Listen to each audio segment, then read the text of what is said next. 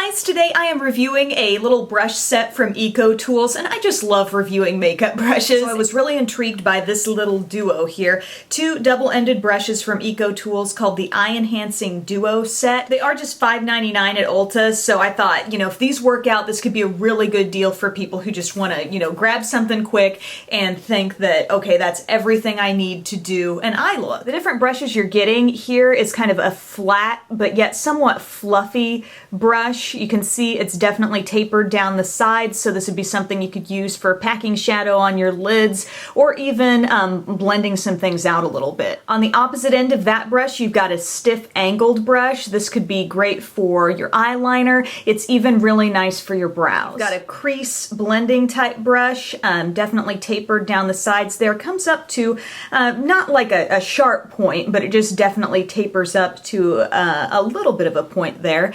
And then on the other end of that is a smudge brush. It's labeled as a smudge brush. This also is tapered down the sides somewhat and can actually be used for some shadow application, maybe in areas where you want a little bit more concentrated application, to do a little size comparison with the other flat brush. They can both definitely be used in that capacity to pack shadow on the lid. For the crease brush, looking at a size comparison there to the Sigma E40, you can see it's quite a bit smaller. I've overall had very good experiences with my EcoTools brushes. There was one strange little quirk that another EcoTools brush had that I recently reviewed, and it was this custom coverage buffing brush. It had a few like rogue hairs kind of cropping up, and since that review it doesn't seem that I've had any more of that happening, but a really kind of strange occurrence that I haven't noticed with any other EcoTools brushes. But one thing to note about these is that they are double-ended,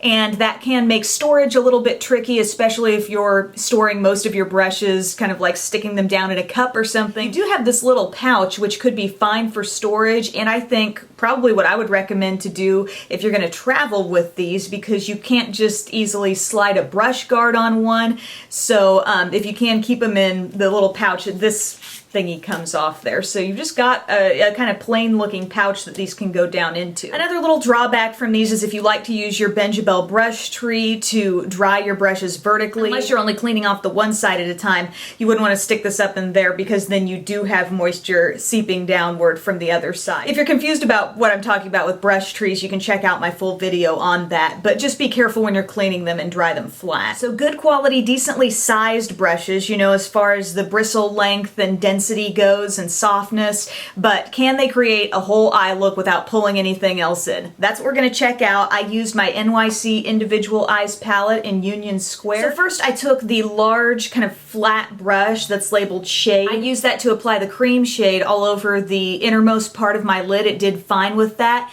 but then I wanted to show you how the smudge brush actually can work for packing shadow on, so I went into the bronze shade with that and applied that for a little more dense application of color on the outer part of my lid. Then I used that crease brush with the matte brown and I just applied that to my crease. I think this is a really, really nicely sized crease brush. And then I decided to go back to my flat brush, the one labeled shade, and in with the cream, and I used that under my brow, and I also kind of used that brush to sort of blend out the border of my brown just a little bit. I took the crease brush and went into the plum shade, and I applied that, mainly focused on the outer part of my crease, and I thought it did really well with that color. Gave me nice controlled application, not too small, not too big. And then underneath my eye, I took the angled brush and I applied more of the plum and then also some of the bronzy brown shade. And I'm really, really pleased with the finished look. The one brush that I was tempted to reach for outside of these would have been just a bare, even fluffier blending brush like my E40, because while this one I was mainly using as an application type step, it's nice to have that bare brush that you can just reach for and then start buffing over the edges. I didn't use this, I didn't go there because I wanted to show you just what these brushes could do. But if you're thinking about drawing an extra brush into the mix, this would be a nice one to have on hand. $5.99 for basically 4 brushes that I was able to not just do the job with, not just get the eye look done, but get it done really pretty easily, I think is a great, great bargain. If you have any other brushes that you'd like me to test and review, let me know in the comments section, and I'll see you guys later. Bye.